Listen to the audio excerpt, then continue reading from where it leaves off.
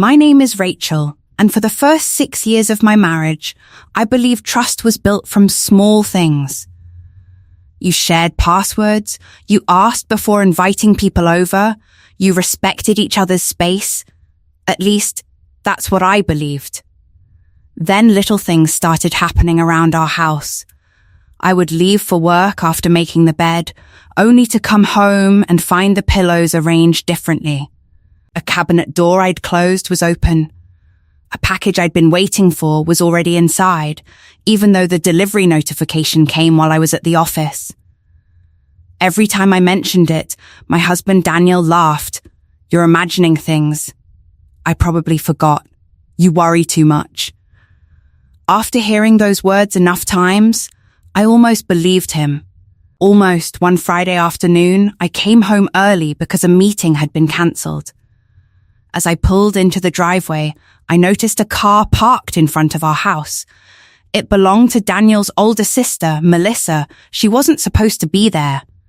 When I walked inside, Melissa was standing in my kitchen, drinking coffee like she lived there. Oh, she smiled. "You're home early." I looked at her. "How did you get inside?" She pointed to the counter. "I have a key." I laughed because I thought she was joking. She wasn't. Daniel walked downstairs a minute later. His face immediately changed when he saw me. "You didn't tell her?" Melissa asked. He rubbed the back of his neck. "I was going to." "When?" He sighed. "I gave Melissa a spare key a few months ago." "A few months?" "It's not a big deal." "Not a big deal." Those words echoed louder than anything else. I wasn't upset because his sister had a key.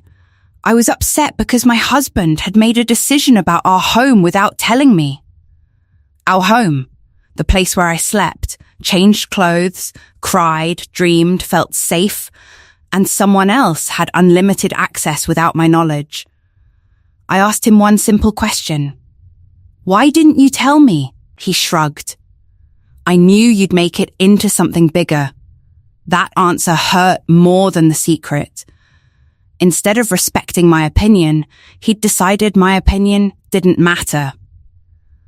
Over the next few weeks, I noticed how comfortable Melissa had become. She stopped by whenever she wanted. Sometimes she'd water the plants. Sometimes she'd leave groceries.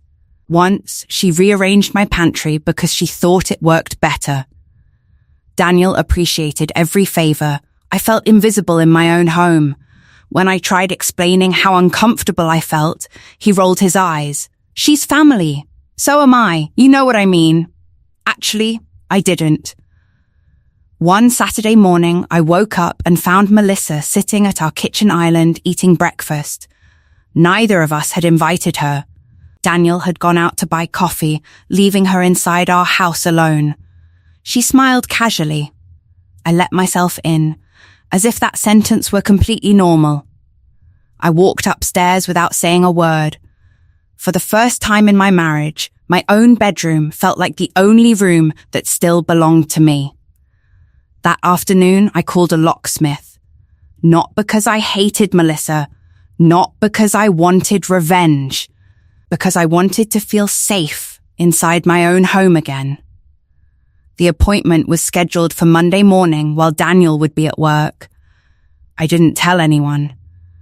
And as I looked at the confirmation email, I realized something. I wasn't changing the locks because of a key. I was changing them because my boundaries had never been given one. Monday morning arrived quietly. The locksmith replaced every lock on the house in less than an hour. When he handed me the new keys, I felt something I hadn't felt in months. Peace. That evening, Daniel came home and immediately noticed the new lock. "What happened?" "I had them changed." His expression froze. "Why would you do that?" "Because I deserve to know who has access to my home." He frowned. "You should have talked to me first." I looked at him calmly.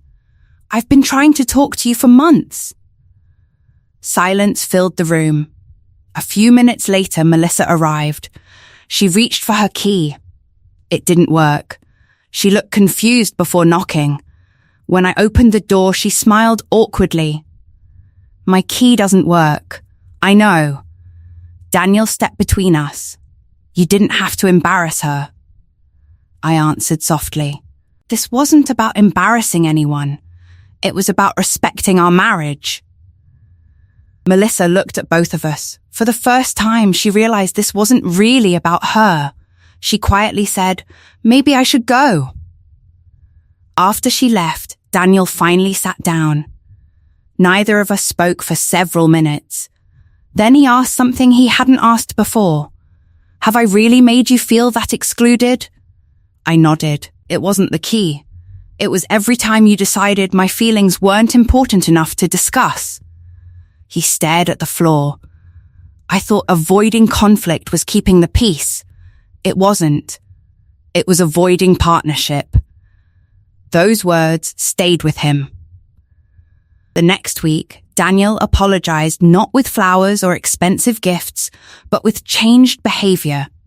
Before making decisions, he asked. Before inviting family over, he checked with me. When Melissa wanted a new emergency key, both of us talked about it together. This time, we agreed on clear boundaries. She would only use it during real emergencies. No surprise visits, no letting herself inside. And she respected that. Months later, Melissa admitted something. I never realized you didn't know I had the key. If I had known, I would have given it back immediately. Hearing that taught me another lesson. Sometimes the real problem isn't the people around us. It's the silence between two spouses. Looking back, changing the locks wasn't the boldest thing I did. The boldest thing was refusing to keep pretending I was comfortable when I wasn't. Marriage isn't built by never disagreeing. It's built by respecting each other's voice before making decisions that affect both lives. I didn't save my dignity by raising my voice. I saved it by honoring my own boundary. And once I did that, my husband finally understood that respect isn't something you assume. It's something you practice every single day.